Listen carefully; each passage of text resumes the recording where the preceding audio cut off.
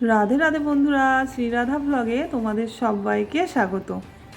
আর আজকে দেখো আমি চলে এসেছি সোজা গ্যাস অফিসে। কারণ আমার যে এখানকার যে কানেকশান সেটা হচ্ছে আমি সিলিন্ডারগুলো এখানে আমি জমা করে দিতে এসেছি। আমি এবার ইউপি থেকে গিয়ে ওটা আমি ট্রান্সফার করিয়ে নিলাম, ওখান থেকে আমি তুলে নেব। আমি আগেই বলেছি তোমাদের যে আমি বৃন্দাবন চলে যাচ্ছি, তো সেই কারণেই আমার কিন্তু প্রচণ্ড ব্যস্ত আর অনেক কাজ পড়ে গেছে। তো সেই জন্য আমি ঠিকঠাক ভিডিও দিতে পারছি না তোমাদের। আর এখন দেখো আমি গ্যাস অফিসের কাজ মিটিয়ে চলে এসেছি সোনার দোকানে।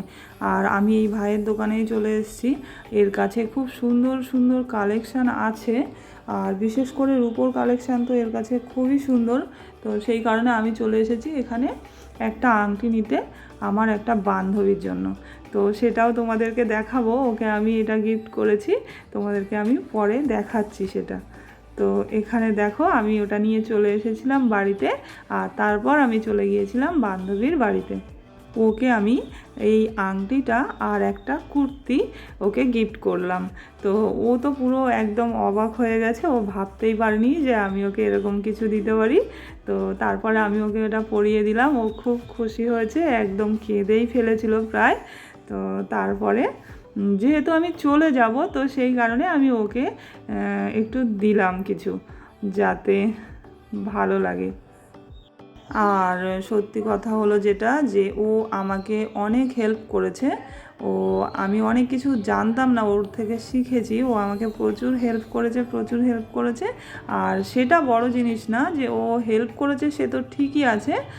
তারপরও যেহেতু আমি চলে যাব, এতদিন ছিলাম, তো মনটাও খুব খারাপ লাগছিল, তো সেই কারণেই ওকে আমি গিফটটা দিলাম। আর তারপরে বাড়িতে এসে এই দুটো বাচ্চাকেও এই দুটো জামা আমি দিয়েছি। তো ওরাও খুব খুশি হয়েছে পরে। তো তারপরে ওরাও বাড়ি গিয়ে মাকে দেখিয়ে এসেছে। আর তারপরে এখানে দেখো আমাদের এখানে খুব সুন্দর সিম গাছ হয়েছিল, আর এর মধ্যে অনেক সিমও ছিল। কিন্তু এখানে একটা জালের উপর দিয়েই গাছটা মা দিয়েছিল। আর খুব বড় বড় এখান থেকে সেই একটা সাপ আছে, ওটা যাওয়া আসা করে। তো ও যদি বেঁধে যায় জালের মধ্যে, তো কেউ তো থাকবে না ওকে ছাড়ানোর জন্য, যেহেতু আমরা চলে যাব। তো সেই কারণে মা সমস্ত গাছটাকে একদম নামিয়ে দিয়েছে নিচে, আর জালটাকে বের করে নেওয়ার জন্য।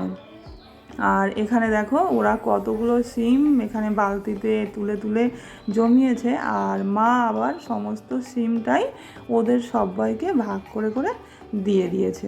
ওরাই যেহেতু তুলেছে সিমগুলো, তো ওদের সবাইকে ভাগ করে দিয়ে দিয়েছে, 2-3 জনকে।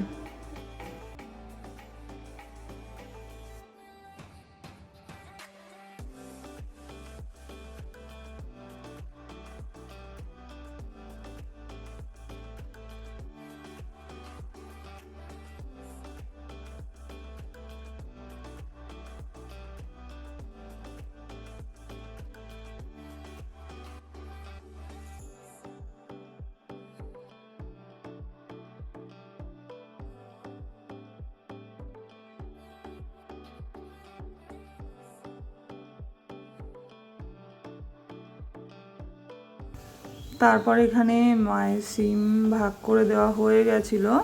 আর তারপরে গিয়েছিল নান্টের মা আর নান্টের বাবা 3 জনে মিলে আমার একটা দিদার বাড়ি।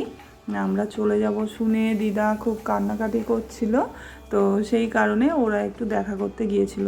তো ওরা চলে এসেছে। আর এখানে দেখো তারপর আমরা ঘরের জিনিসপত্র সব প্যাক করছিলাম, সমস্ত জিনিস ওলট পালট একদম, মানে কি অবস্থা যাচ্ছে তাই অবস্থা ঘরের। তো এই জন্যই আমি এতটা ব্যস্ত, এদিকে বাইরের কাজ, তারপরে আবার ঘরের কাজ, মানে প্রচণ্ড চাপের মধ্যে।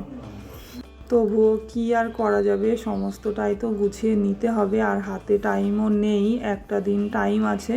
তো সেই কারণে এখানকার ঘরের কাজটা কোনো রকমে গুছিয়ে টুছিয়ে আমরা স্নান করে খাওয়া দাওয়া করে আবার চলে গিয়েছিলাম বিকেলে বাজারে, কারণ বাজারে আমাদের আরও কিছুটা কাজ বাকি ছিল। তো বন্ধুরা, এটাই ছিল আমার আজকের রুটিন। এরপরও রাত্রেও অনেক কাজ ছিল, সে আর কি বলবো। তো যাই হোক, আর 2-4 দিন আমার একটু অসুবিধা হবে, কারণ বৃন্দাবন যাওয়ার পর তোমরা রোজ ভিডিও পাবে। আর সবাই পাশে থেকো, ভালো থেকো, রাধে রাধে।